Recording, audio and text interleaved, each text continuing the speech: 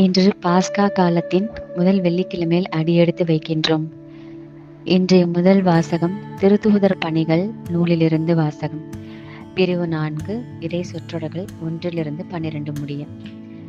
இன்றைய நற்செய்தி வாசகம் புனித யோவான் எழுதிய நற்செய்தியிலிருந்து எடுக்கப்பட்டுள்ளது. பிரிவு 21, இறை சொற்றொடர்கள் 1-14 முடிய.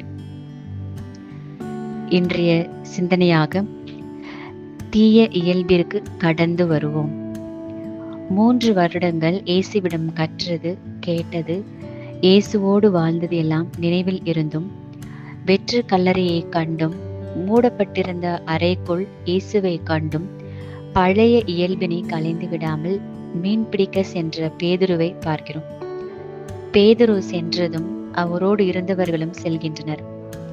யாருக்குமே பழைய வாழ்வு முறை வேண்டாம் என சொல்ல துணிவில்லை.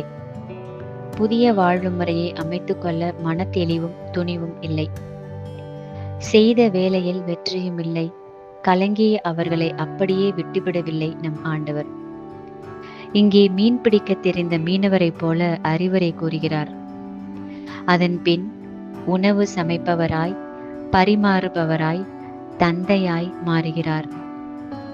அவர்களின் வயிற்று பசியை அல்ல, ஆன்மீக பசியை தீர்க்கும் மருந்தாக தோன்றுகிறார். இங்கே மீண்டும் ஒரு திருப்பலி நிகழ்த்தப்படுகிறது. அப்பத்தையும் மீனையும் அவர்களுக்கு கொடுத்து பழைய இயல்பை களைந்து தம் உடலாலும் இரத்தத்தாலும் கட்டிய திரு அவையில் புதிய இயல்போடு பயணிக்க சொல்கின்றார். இயேசுவை ஏற்றுக்கொண்டவர்களால் ஒருபோதும் பழைய பாதையில் செல்ல முடியாது. ஆம், இறை இயேசுவில் அன்பிற்குரியவர்களே, இன்றிலிருந்தாவது நாம் சிந்திப்போம். நமது பழைய பாவ இயல்பிற்கு கடந்து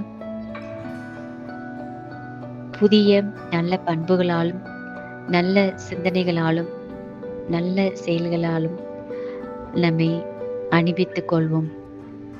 இதற்காக நம் இறைவனிடம் இறைந்து அருளையும் ஆசீரையும் பெற்றுக்கொள்வோம்.